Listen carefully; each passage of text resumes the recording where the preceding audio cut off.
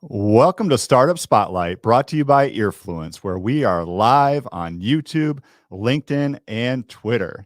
Today, you are going to hear from a startup making moves and seeking crowdsource funding. What that means is if you like what you hear today, you can actually invest in the vision and you don't have to be a fancy venture capitalist or angel investor to do it. And that's what I love, because as much as I love Shark Tank and startup stories, I'm a minnow investor, and so I have the opportunity to invest using crowdsource funding. So the startup today is the Hydrogen Group, which aims to solve the trucking industry's fuel cost problem. From the Hydrogen Group, we have Armand Dauplaise, CEO, and Bill Murray, Investor Relations Manager.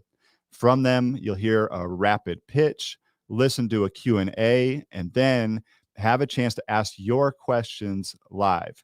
So for all of your questions, you can put them in the chat on LinkedIn, on Twitter, or on YouTube, and we'll get to as many as we can. I'm Jason Gillikin, CEO of Earfluence, where we produce several podcasts in the startup and investing space, including Founder Shares, including First Check. Hearing these startup stories where they're on the cusp of doing something amazing is so much fun, and I can't wait to share this story today. So let's get to our stars. Armand Dauplaise, President, CEO, has more than 40 years experience across 6 industries, including the China and Canada markets. While serving as a CEO of Bio1, he developed the strategic and business plans to lead the company through the filing process with the SEC and NASD to become publicly traded. So welcome, Armand. Well, thank you, Jason. It's my privilege, and we're looking forward to our visit with you and with CC, and then you take our lemons and make lemonade out of them. So that's right. We'll do our best. Well, you are on stage right now, and we're going to bring in Bill Murray here in a second too. So Bill Murray is Investor Relations Manager, former FINRA member, compliance officer who held Series 7 and 24 licenses as a registered representative and principal at 2 SEC licensed broker dealers. Welcome, Bill Murray. Thank you, Jason. It's a pleasure to be here today. And Armand and I are so impressed with the organization. You have a fantastic operation here. So we're privileged to be here today. Thank you. Well, thank you. I appreciate that. Well, let's learn more about your organization. So guys, tell us more about the Hydrogen Group. Sure. Well, first of all, the Hydrogen Group is a social impacting company with our conscious capitalism goal of doing good and making money. Our objective, Jason, is simply put to reduce climate change and fuel use in diesel fuel methods of transportation, which includes 3.6 million heavy-duty trucks, military vehicles, including 6,000 Humvees, maritime diesel-fueled ships, and off-road diesel-fueled use. We've received 3 patents with 65 claims protected. We have 93 shareholders that have invested more than $1.2 million. I know most of those shareholders by name, and we communicate regularly with them with updates. A couple of our recent shareholders stated one of them, and both of these I would consider to probably be industry experts. One stated fossil fuels will continue to play an important role in the coming decades, especially with improvements in fuel efficiency coupled with significantly reduced emissions. Technologies that can power vehicles with little or no emissions and not requiring significant infrastructure would be big winners. Sounds like it might have been written by an engineer. I only know his first name and last initial. Another recent investor made the statement that he's been has a long time interest in the energy sector and techniques by which we can conserve energy sources. Jason and CC, we're raising capital through Fundify, where one can invest with a low minimum. We have a high regard for the people at Fundify. They've led us through the SEC crowdfunding process to make sure that we're fully compliant. We are going to be wrapping up our funding round soon, but I would want to mention to you some specific things about our leadership team of 7, which includes 2 engineers. One is a former NASA senior scientist and engineer, has authored a number of books and represented NASA in their discussions with NATO over the years. We have 5 experienced businessmen that are involved. One is a third-generation trucking industry CEO and a former Caterpillar technology manager of 30 years.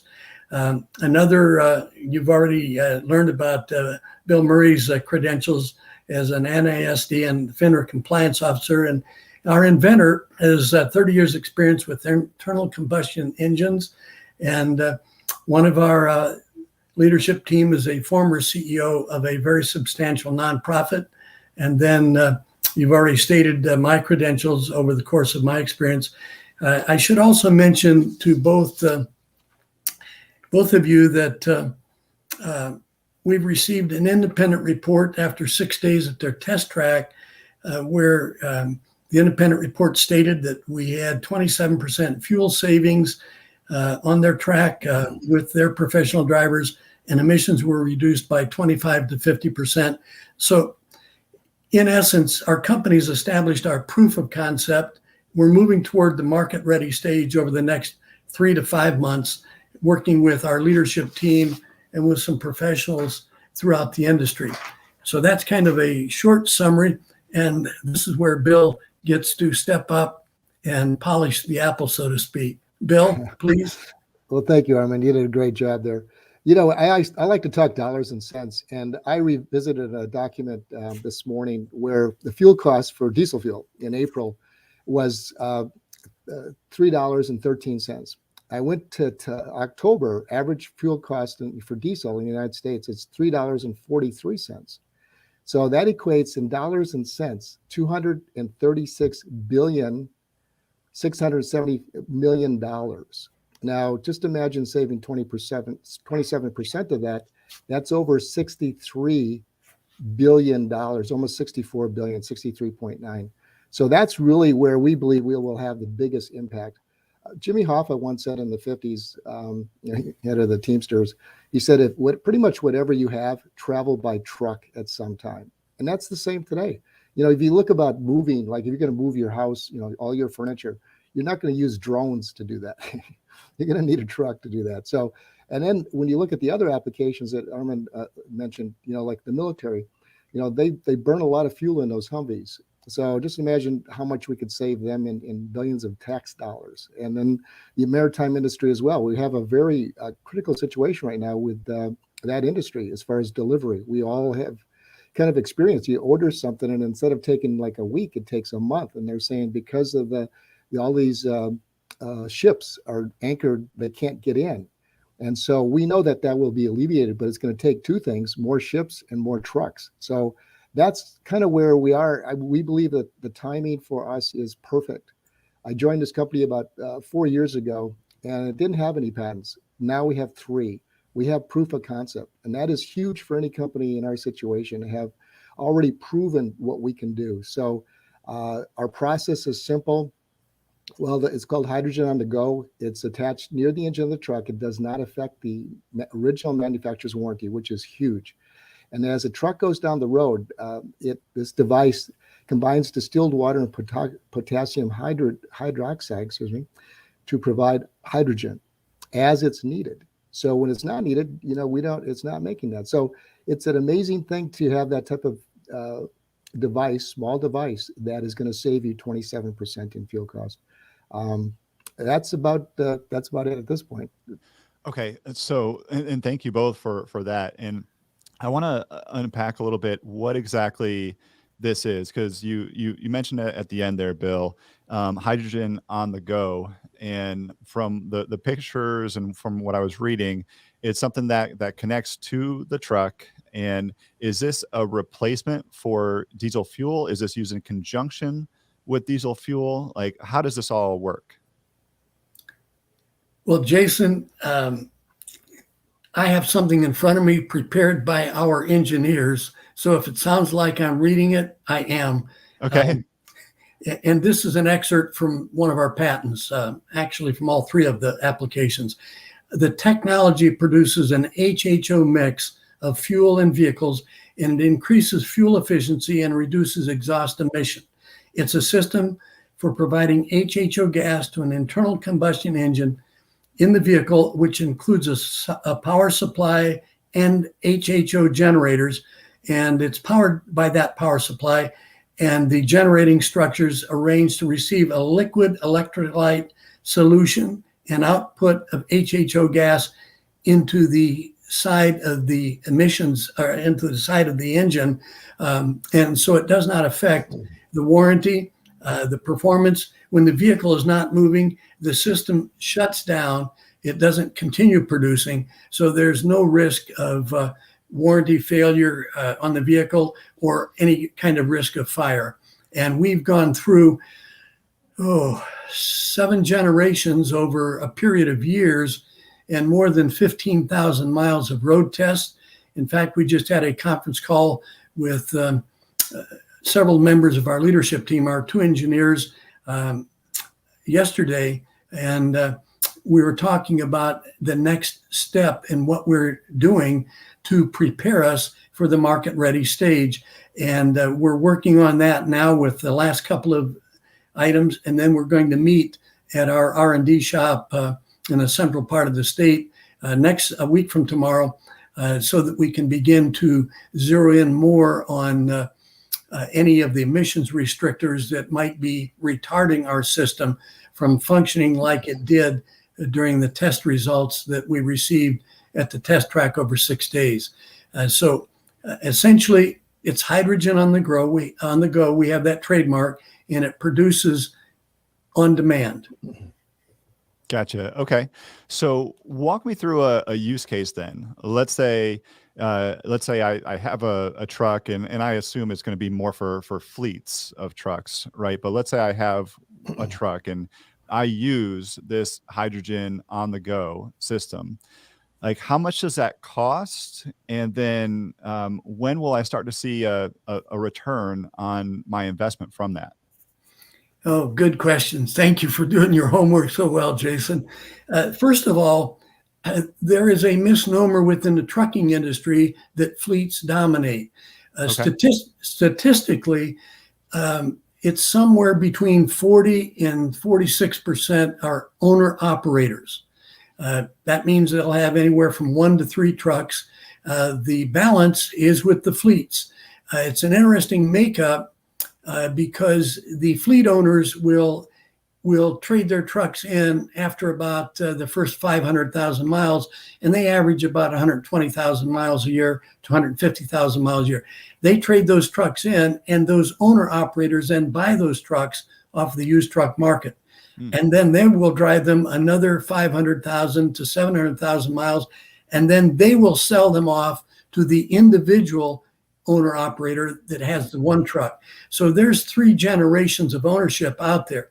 As far as the immediate return on investment, everything that we have identified describes that they will receive an immediate return on investment because the system starts performing immediately once it's installed in the vehicle, and the pricing is approximately in the $15,000 per unit installed, and the ROI, depending on the number of miles that the owner operator drives or whomever owns that vehicle, it will range from 6 to 9 months. As Bill pointed out, as the diesel fuel cost increase, and it was just during the pandemic that diesel fuel cost bill was around $2.50 a gallon, as I remember, $2.40 a gallon. Last year it was. Yep. And now it's up to that $3.40 some cents. So the ROI increases rate of return for them as the fuel price goes up. The savings are currently constant, and so on the terms for those individuals, because they will be able to recover within their current operating budget, they're able to pay for it out of savings. And then we also offer a 1-year, 100% guarantee on warranty parts. We will either repair or replace. And we're working with a number of sources for when we are ready to roll out on market ready stage. There's also, Jason, a very interesting concept out there that's called glider kits, and that's kind of a unusual phrase. It immediately causes us to think about a glider in the air.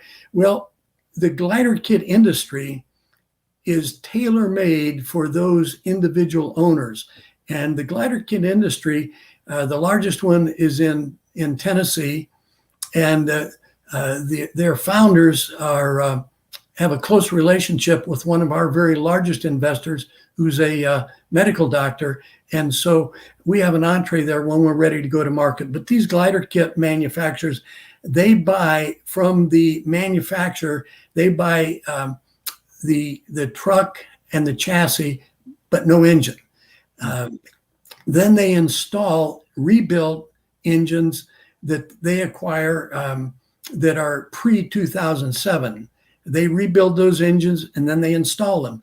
And so the year before emissions restrictions started increasing a couple of years ago, they sold 10,000 of those in a year, the largest one. And that's remarkable.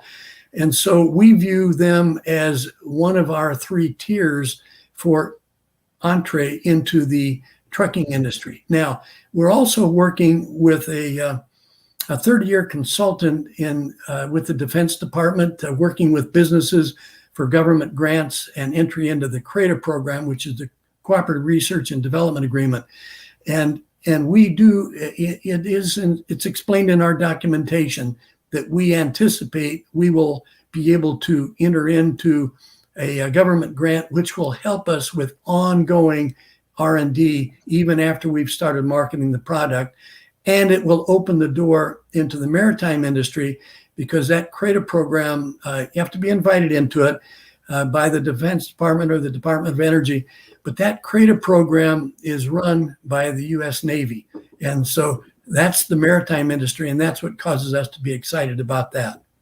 Yeah, absolutely. So if you can get some sort of government, not funding from this, yes, the grant sounds great, but if you can get some sort of government contracts for this, I mean, that sounds like a home run for you all, and getting that grant initially would be step one in that process, I would imagine.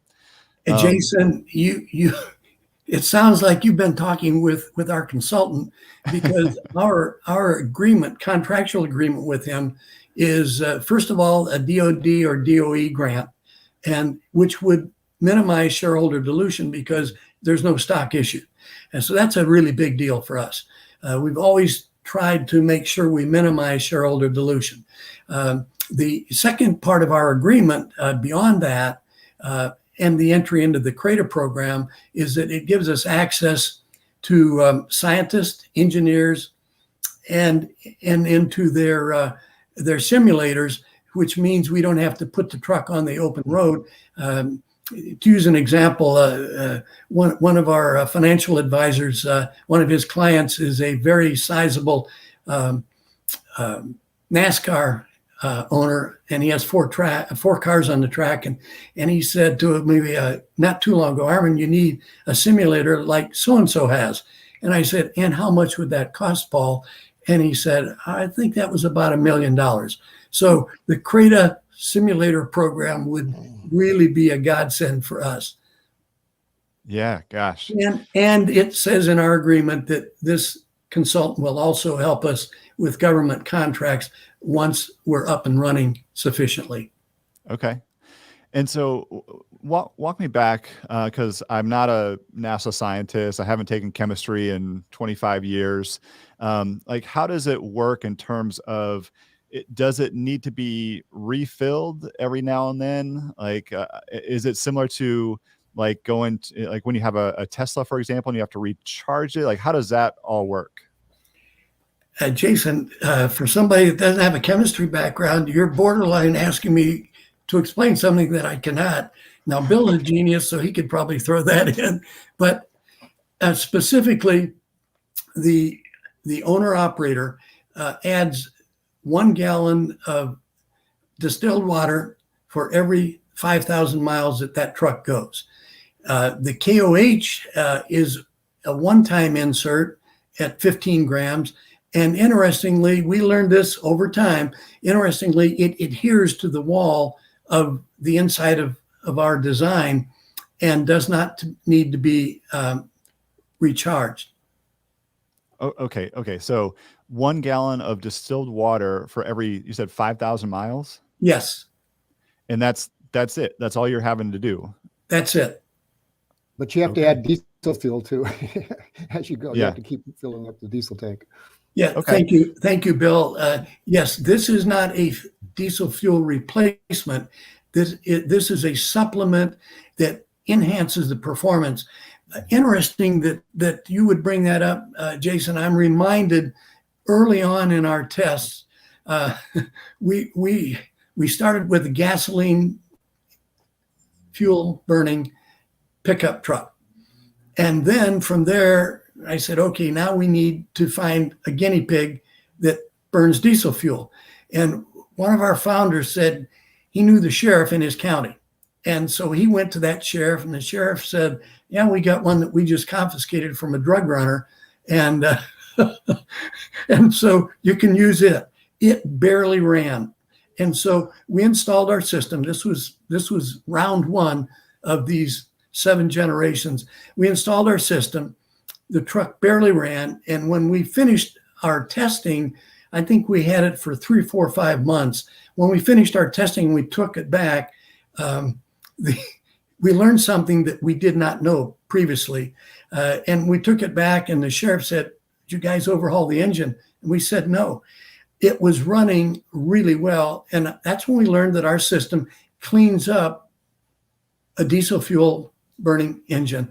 And that's when we also were advised to acquire some emissions equipment to measure emissions. And so we worked with a company by name of Enerac. I think, don't remember where, but I think New Jersey. And they custom make emissions measuring equipment. And so we started checking our emissions then. So we know that it cleans the engine. It's documented for all kinds of diesel fuel burning vehicles. That's awesome. So between Phillips then, like, does it extend the life of how long you have to go between diesel Phillips?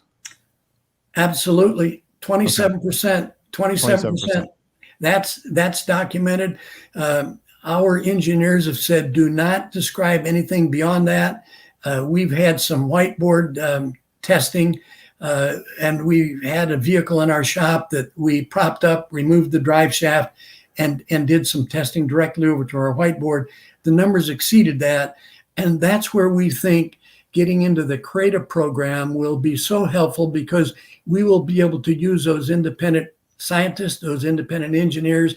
And because our product is patented, we don't have to be concerned that the government's going to try and take ownership of it. That's in their documentation. But we'll be able to better measure more accurately. And so, interestingly, in our first 3 years budgets, we have between 5 and 10% of revenues projected for ongoing R&D. This is just the beginning for us. I mean, it sounds like a great beginning. So is there anything like this in the market right now? I know y'all have a patent on this, but do you have competitors that do something similar? Well, our 3 patents protect 65 claims. There is a company in Canada that has been doing it internationally. They tried to do it in the U.S., and they came to the U.S. market too soon, and they failed miserably. And the trucking companies that they approached said, it doesn't work, don't come back. And so they've been working on it. They're publicly traded in Canada. They have been marketing internationally. They went to the country of India because of the emissions issues there. And so they've been making progress. They've only spent $36 million to get where we are currently with $1.2 million. They're making progress. They're gaining traction. They have patents on it. They trade in the public market in Canada. But they tout that in their website, they tout that independent tests have confirmed that their system improves performance by 5%. Now, how does that compare with our independent results of 27%? That tells you where we're at. And I can tell you every painstaking mile the inventor and I have gone together on this, but that's that group. Then there's a company out in Seattle that about, I want to say 3 years ago, we were tracking them pretty closely. They brought in 10 million of investment capital. They brought in some high-powered technology guys.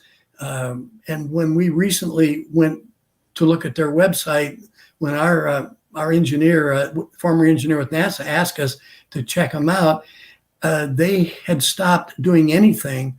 And so it looks as though their target didn't move forward. Gotcha. There's no history on them the last couple of years, but there are those others that are out there. There's a couple of others that are selling their product through their website.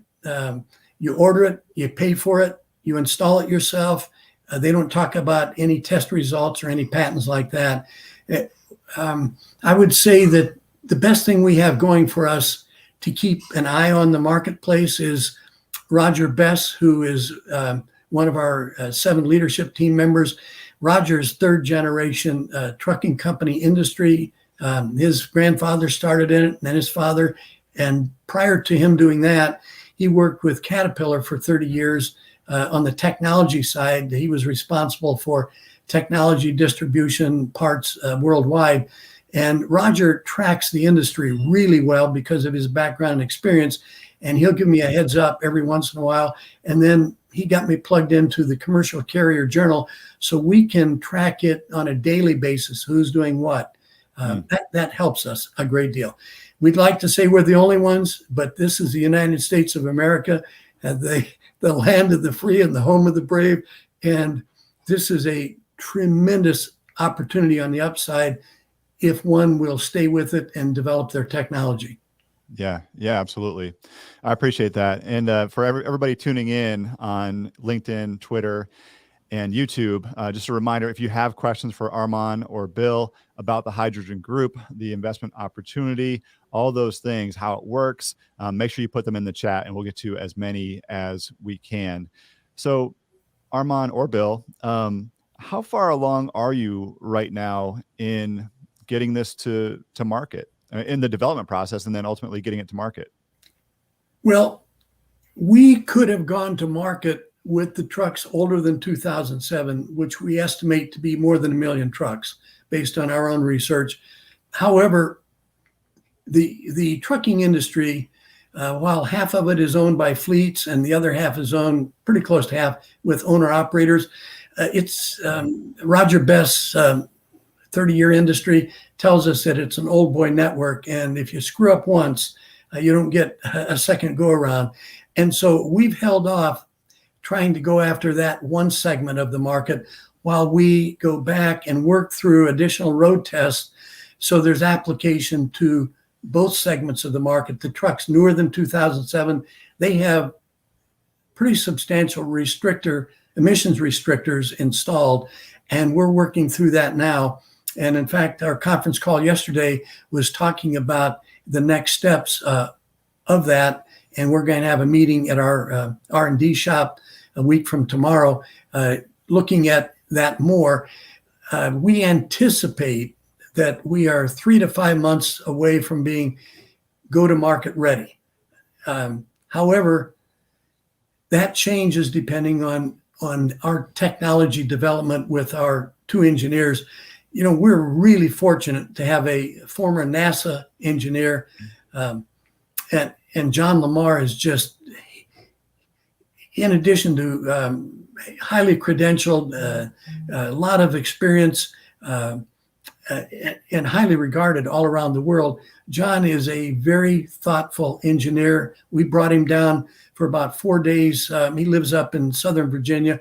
We brought him down for about 4 days at our R&D shop so he could sit down with a couple of our guys and our inventor and get a hands-on view.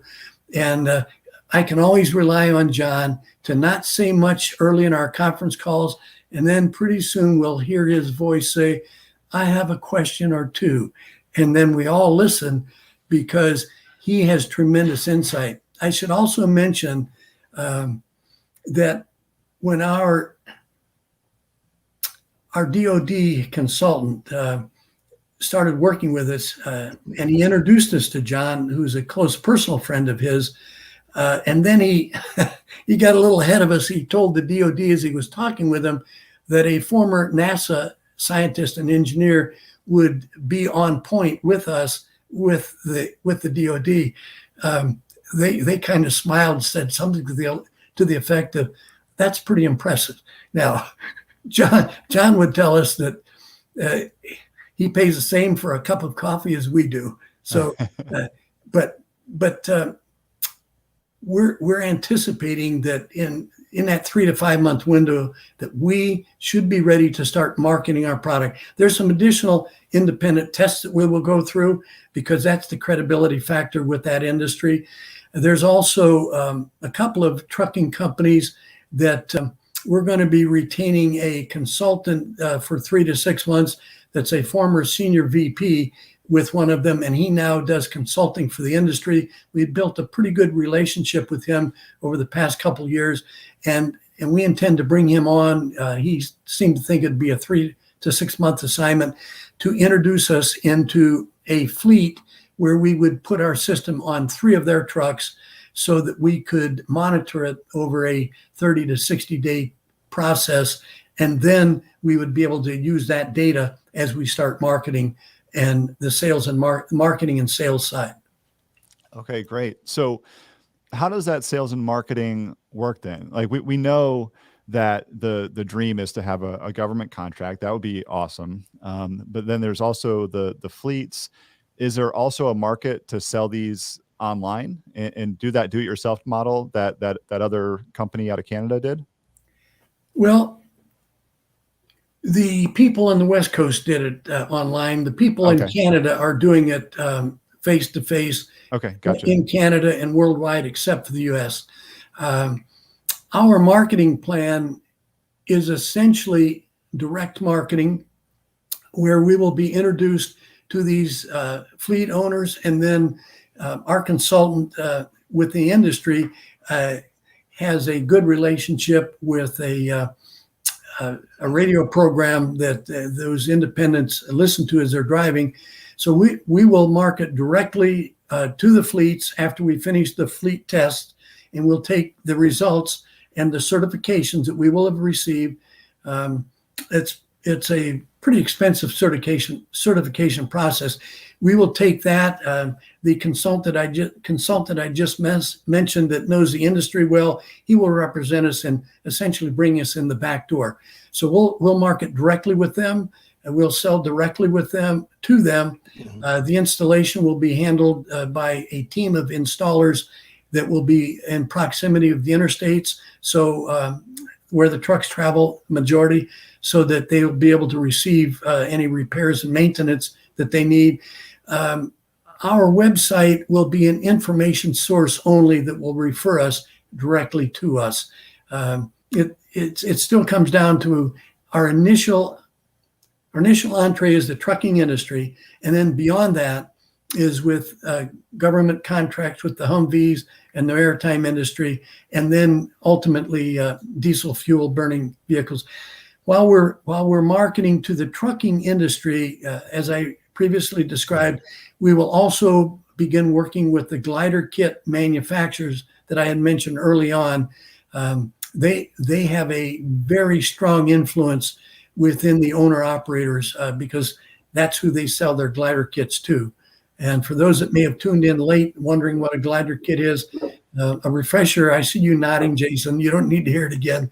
But it's the glider kit is where these manufacturers buy the cab and the chassis from the original manufacturer, the OEM, and then they install a rebuilt engine pre-2007 that they've rebuilt, and then they put that engine in, and those sell for about $50,000 to $75,000 less than the new ones would be from the manufacturer. They are part of our targeted marketing approach. And then the chrome shops, where these truckers all kind of stop and hang out when they have to take that break. The chrome shops, we will market through them as well. We have a list that I think it includes 7 to 10 different avenues of marketing that's described in our business plan. Awesome. Thank you. So we've got some audience questions coming in, but I want to ask a few more things first before we get to the audience questions. Armand, you mentioned that you've raised, I think it was 1.2 million from 93 investors in the past. How has that helped you get to the point where you're at now, or where has that gotten you to? And then ultimately from there, what do you need more money for? Like, what are you going to use that next investment for? Well, I will respond to the question, and I know Bill will have a response. He's been very patiently sitting there. He has not sent me any text messages yet, but he might be getting close. Oh, this is perfect. First of all, the 1.2 million that has come in, we have only brought in what we believed would be enough to get us to the next step, so that we can minimize shareholder dilution. And we put that money to work to bring us through the 7 generations of R&D, 4 different test trucks. Our current truck is a 2015, and then paying fees to our consultants that work at a very low comparative rate to what they do with other industries, because all of our consultants are also shareholders, and so they see the upside. And Bill happens to be one of those low-paid consultants, and he's recording that part right now, I'm sure, when it's time for us to sign a new one. But the additional funds that we want to bring in, one of the mistakes, if I look back, and life is lived forward, but you always look back. If we would have brought in more capital early on, we might be further along in the development, but at what cost? I know we turned down some pretty substantial equity investments a few years ago because they wanted controlling interest, or they wanted to acquire our current shareholders and take it over. And that was a pretty easy one to say no thank you to. We've had 2 instances like that. The funds that we're bringing in now, we are unsure of how much more it's going to take to get us to the marketplace. Once we get to the marketplace, we will not need additional equity investment. We don't take in debt, we bring in equity investment. But our terms are that the person that purchases a system pays 50% at the time of order, and then they pay 50%, the balance, at the time of installation.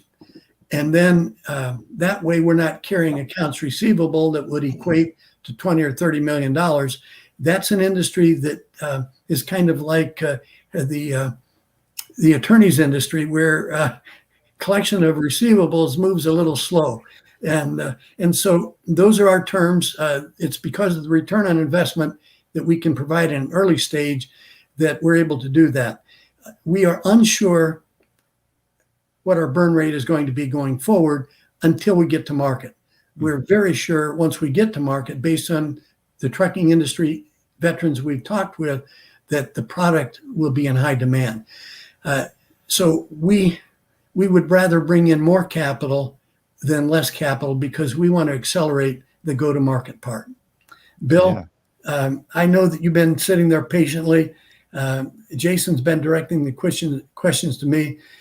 You and I have a 4-year history. You remember when we started, and you remember when I had to squeeze the checking account even to pay a portion of your monthly consulting fee. You probably have a lot to say about what has been said so far. Would you please bring that up? Thank you, Armand. Yes, as Armand mentioned, we have a 4-year history, and Armand came to a website that I created called Christian Angel Investors. So we're people of faith, and we believe that God has provided. His timing is always perfect. So when we needed something, we prayed it through, and God provided it. So he's walked us through this process. We're providing us all the time what we need. I do want to mention a couple things. We had mentioned that our product has a $15,000 retail price.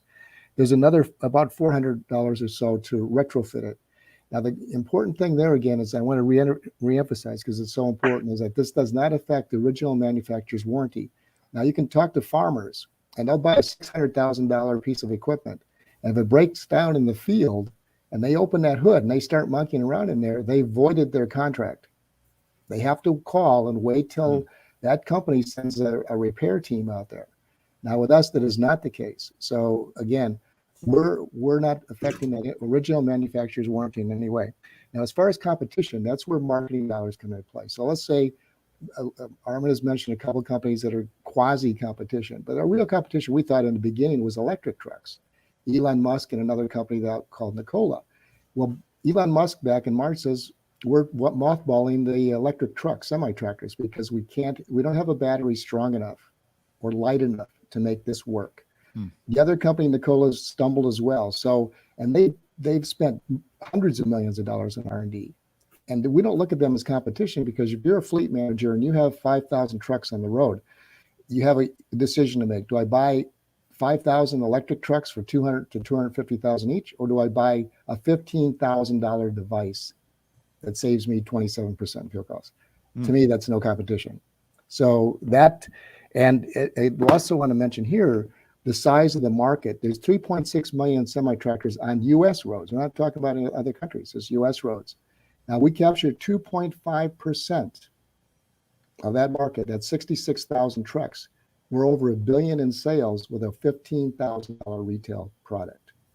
In other words, we're a potential unicorn for all you investors out there. Wow. All right. Well, thank you for that, Bill. And I've just got one more question for you guys, and then we've got some audience questions coming in. What's your why for this? Like, why, Bill? Let's start with you. Why are you involved in this? Why is this important to you? Well, as Armand mentioned, we want to give back to society. We want to give back to, the earth is a precious commodity in itself. And if we destroy earth, where are we going to live? So we're out there, we want to benefit mankind, which we will, because if you have lower fuel costs, then that affects a whole chain of things. Prices in this country have been rising. I don't know if you've been, I've been to the supermarket, and I was gone in Europe for about 3 weeks. And the prices there were about a half of what they are here for the exact same things. And there's something, and a lot of it, I believe, is because of the trucking crisis, because there's not enough, the ships are waiting to be loaded, the trucks are overloaded, and so that causes this price increase. I believe that's a big factor. So we can lower costs. That's benefiting everybody. Anybody who walks into a store. And then we're improving the air. So that affects everybody as well. So we have a product that affects everybody. Very seldom do you have a product that affects every single person out there. Amazing. What about you, Armand? Well, I'm reminded of a marketing strategy that I learned from a world-renowned speaker, motivator, and this must have been 20 years ago. And he made the statement, find out what someone needs and help them accomplish that need, and I will be well taken care of. For me, I get the greatest enjoyment out of helping somebody else, whether it's someone in the supermarket line that all of a sudden it's a single mom with a couple of children, and they've got groceries, and it's a few dollars short. Wow, I remember those instances as though they were yesterday, even though it doesn't happen very often. But when I look at this country, and I still believe that for anyone that doesn't think this is a great country, go visit another country like Bill just did. He visited several countries and then come back. And this is a remarkable country. I want to make my contribution. I pay attention to what's going on in the emissions. I pay attention to what's going on in what is described as global warming. And I also know what we contribute to that and what we can do to help minimize that. And so when I came back a couple of years ago from visiting, my wife and I visited our son out in his little farm east of Seattle. We were there for, I guess 10 days. And I did some research, read some papers, and I started reading about what social impact companies were doing and what conscious capitalism was and is, and how it started about 8 or 9 years ago. I thought, well, that's us. And so it was just, we said, this is our identity. This is what we've been pursuing, that we're a social impacting company with a conscious capitalism goal of doing good and making money. This isn't just about a nonprofit effort. It's not that at all, but it's improving the environment and preparing for that which we're going to leave behind for the next generation. So, and there were a number of companies that are embracing that. You can read about it throughout our society. We've got some multi-billionaires that are contributing into those kind of funds to do that. And so, gosh, we have a privilege to be able to make a small impact. Reducing emissions in this country, that's huge. Helping people generate a fair profit that are doing the work, driving those trucks, driving those vehicles that are burning diesel fuel, those ships. If you've ever watched a diesel fuel burning ship pull out of harbor, one of our board members sent me a picture a couple of years ago when he was on a cruise, and he had talked to the captain of the ship, and he took a picture of it belching diesel smoke out over the sea, and he said that ship captain got really excited about what we were doing because he knew what that contribution was. So we could go on and on. Bill says it better than I do, but yes, we are a conscious capitalism business with the goal of making a social impact. Yeah. And what a legacy you have the potential to leave here. When you can make that impact on the world, that's amazing. So we do have some questions, and I'm able to show them from YouTube here. So Bob Allen asks, will the water tank be provided with the install kit? Will the driver know when the water tank is about empty? And what will happen if the tank runs dry while on the road? Those are three really good questions. Bob could either be a truck driver himself, or a part of fleet ownership, or he might be an engineer even, because those are those kinds of questions. It's a simple answer, so I can answer that. The water tank is contained within our box. And our box is approximately 2 feet by 4 feet and about 12 inches deep. That will be sized down as we move from where our testing phase is into our production design work.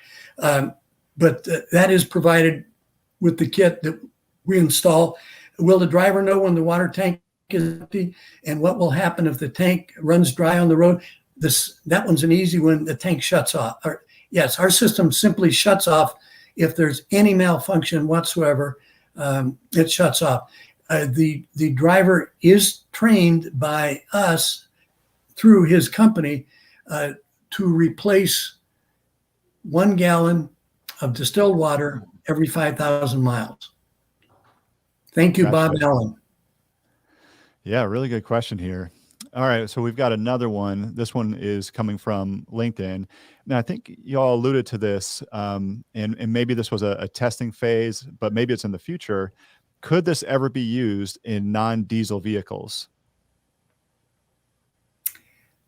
Yes. Yeah. Okay. Yeah, that's the simple answer.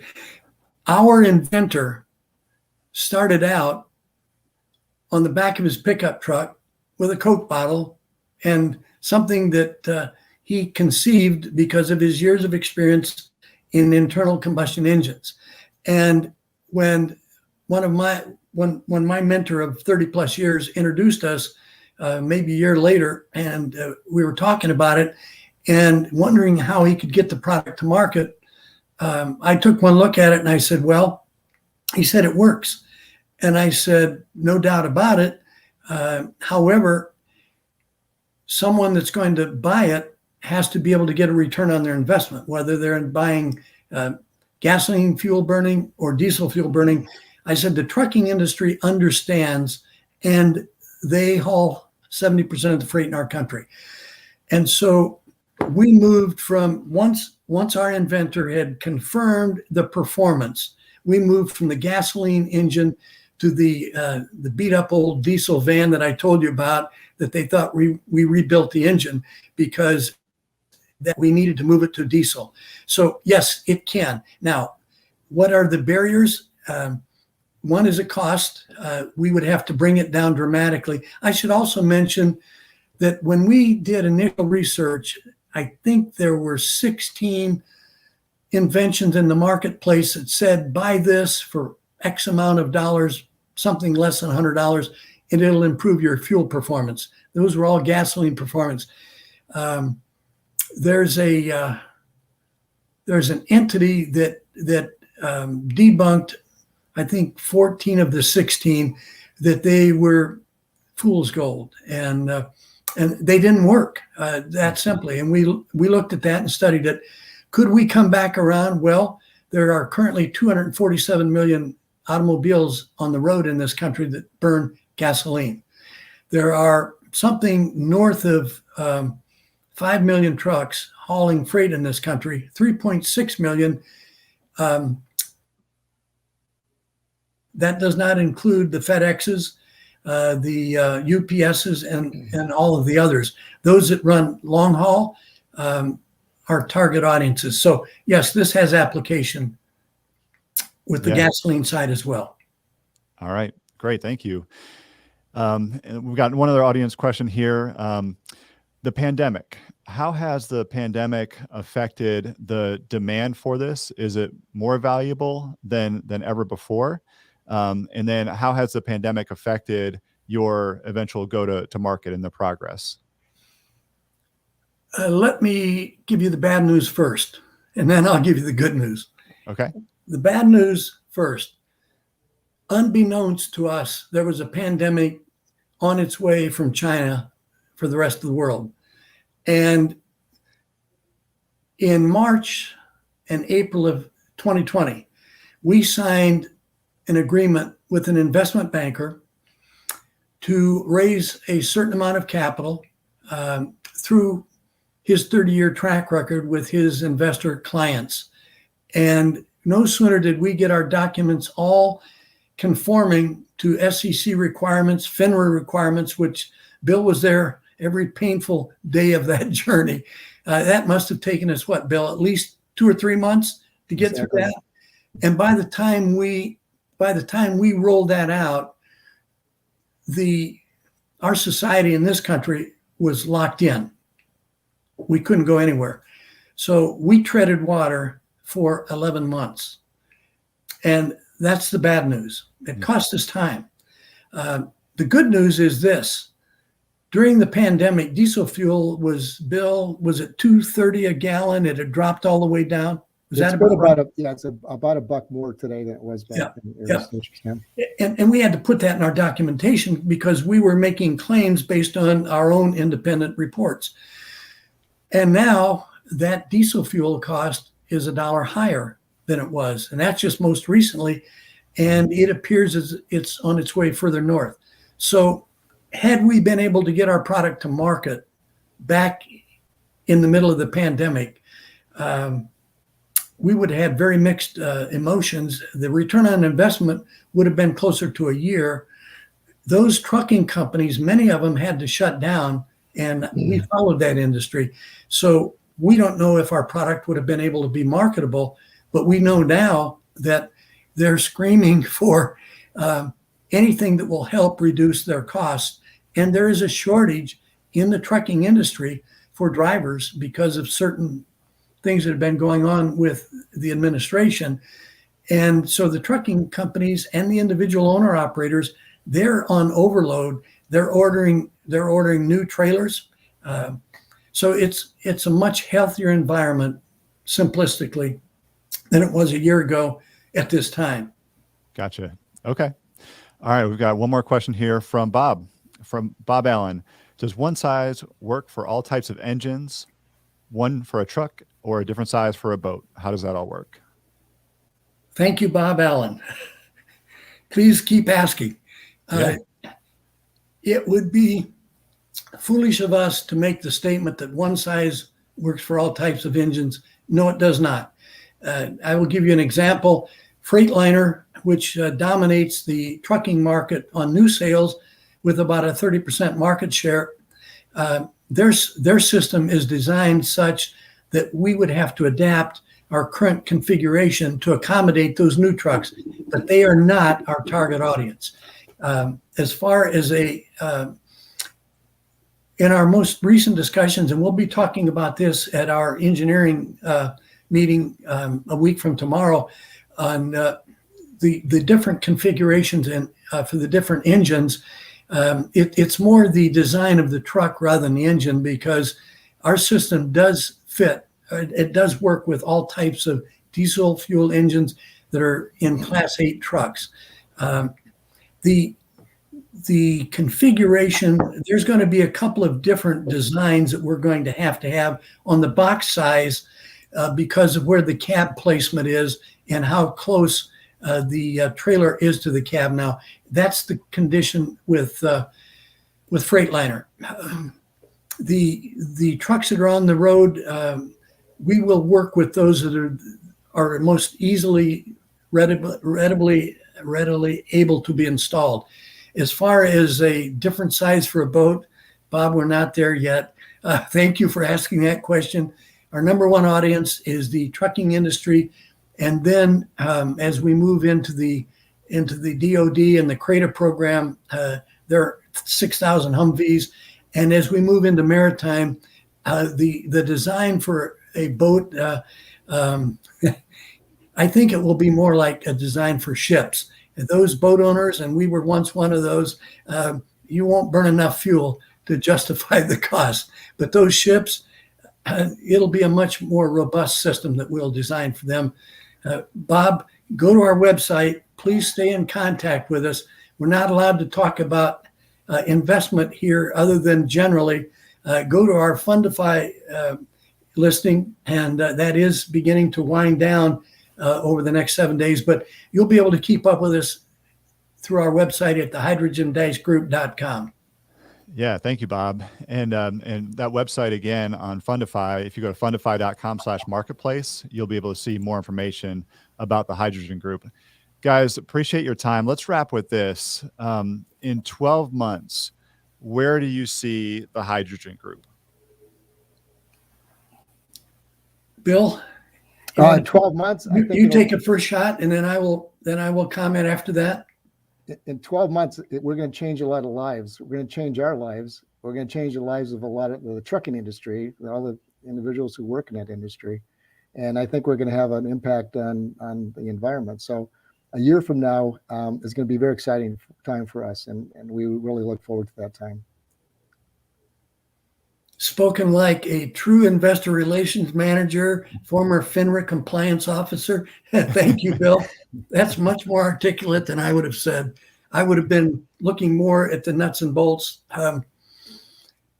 Our market launch goal, Jason, is 3 to 5 months.